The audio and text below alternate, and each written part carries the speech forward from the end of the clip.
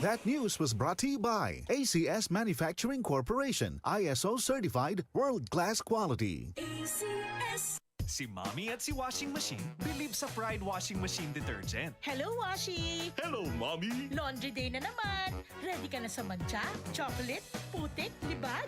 Kaya yan ang Pride Washing Machine Detergent. May triple stain-away formula. Tanggal ang makapit, madikit, at malupit na dumit mancha. Easy ang labada.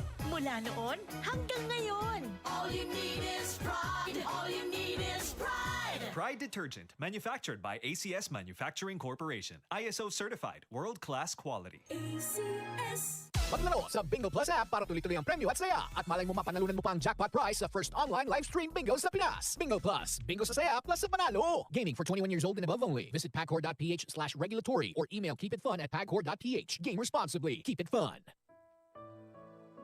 Pagbasa sa Aklat ng Kawikaan, Kabanata 10, Talata 1 hanggang 32. Ang mga kawikaan ni Solomon. Ang matalinong anak ay ligaya ng magulang, ngunit tinik sa dibdib ang anak na mangmang. Ang yamang buhat sa masama ay di papakinabangan, ngunit ang katuwiran ay maglalayo sa kamatayan. Ang matuwid ay binibigyan ni Yahweh ng kasiyahan, ngunit ang masamay kanyang ginugutom naman. Ang kamay na tamad ay tiyak na magdarahop, ngunit magbubunto ng yaman. Ang kamay na masinop. Ang nag-iimbak kong tagaraw ay nagpapakilala ng katalinuhan, ngunit ang natutulog kong anihan ay nag-iipon ng kahihiyan. Ang matuwid ay mag-aani ng pagpapalat kabutihan, ngunit ang bibig ng masama ay nagtatakip ng karahasan. Ang alaala ng matuwid mananatili kailanman, ngunit pangalan ng masamay tiyak na mapaparam. Magandang payo ay tinatanggap ng pusong may pangunawa, ngunit kapahamakan ang wakas ng mangmang na masalita. Ang namumuhay ng tapat ay pinaghaharian ng kapayapaan, ngunit ang may likong landas ay malalantad balang araw. Ang malilikot na mata ay lagi sa kaguluhan, at ang bibig na maluwang hahantong sa kapahamakan.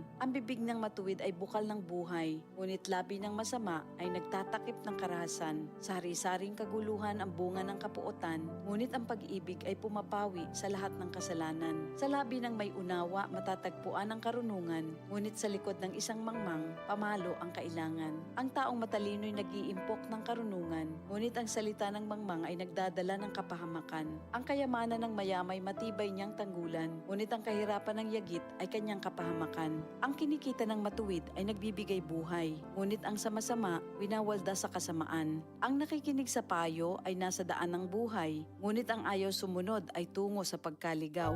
Ang nagtatanim ng puot ay puno ng kasinungalingan. Ang naninira sa kanyang kapwa ay isang taong mangmang. Ang taong masalita ay malapit sa pagkakasala, ngunit nagpipigil ng dila ay dunong ang pakilala. Ang dila ng matuwid ay tulad ng pilak na mahalaga, ngunit ang puso ng mangmang ay basura ang kagaya. Ang labi ng matuwid sa marami ay pakinabang, ngunit ang mangmang ay namamatay ng walang karunungan. Ang pagpapala ni Yahweh ay kayamanan na walang kasamang kabalisahan. Ang paggawa ng kasalanan ay kasiyahan ng masama, ngunit ang mabuting asal, kasiyahan ng may unawa. Ang kinatatakutan ng masama ay magaganap sa kanya, ngunit ang hangarin ng matuwid ay matatamo niya. Tinatangay ng hangin ang taong masama, ngunit ang matuwid ay gusaling di magiba. Kung paanong ang usok ay nakakaluha, ang suka ay nakakangilo, gayon ang tamad na alipin sa kanilang mga amo. Ang paggalang at pagsunod kay Yahweh ay nagpapahaba ng buhay, ngunit ang mga araw ng masama ay hindi magtatagal. Ang pag-asa ng matuwid ay may magandang kahinatnan,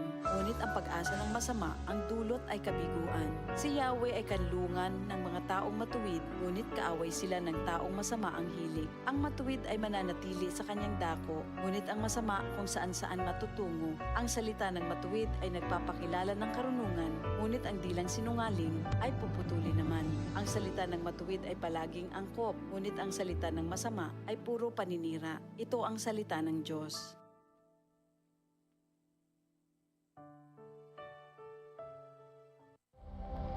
Ito ang DCXL News. 558 kHz. 6 na dekadang maaasahan sa balita at serbisyo publiko.